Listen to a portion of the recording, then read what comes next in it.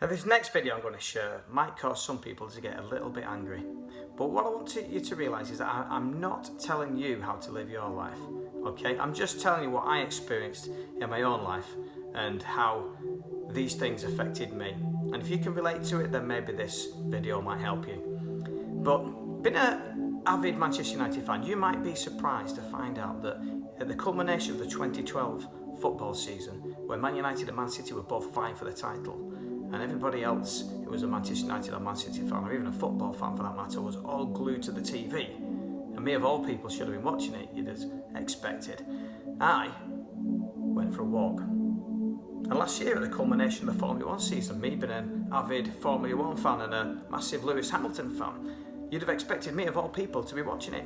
And lots of my friends who are not even that interested in Formula 1 were all watching it because it had been such an exciting season. It came to a head in that last race between Max Verstappen and Lewis Hamilton, and he was robbed at the death with a rule that was just completely ignored. And something like that could have got me really angry if I was watching it, but I went to go and visit friends up near Preston and went for a swim with them instead. So I missed it all completely.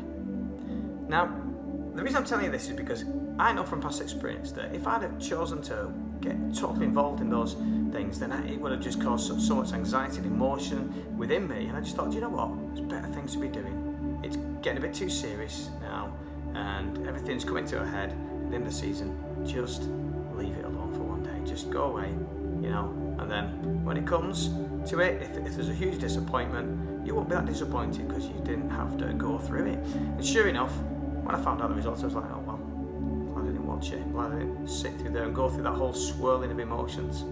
Now, why am I telling you this?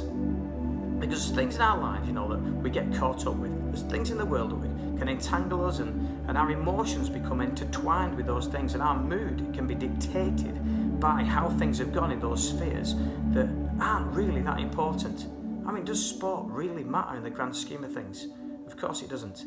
Yet we can take excitement from it and enjoyment from it, for sure. But when it gets a bit too far, and when our mood has been dictated by those things, and we can't just switch off, then it's time to switch off and just have a day of rest from those things. And those two particular instances that I shared both happened to take place on a Sunday, which is a great day to have a day of rest. And then if you do that, you can move forward in the rest of the week from that rest, and you'll have a life and a week that's far more filled with rest and peace and joy, because you've not allowed the things of this world to drive you, to motivate you, and to energize you, and to entangle you.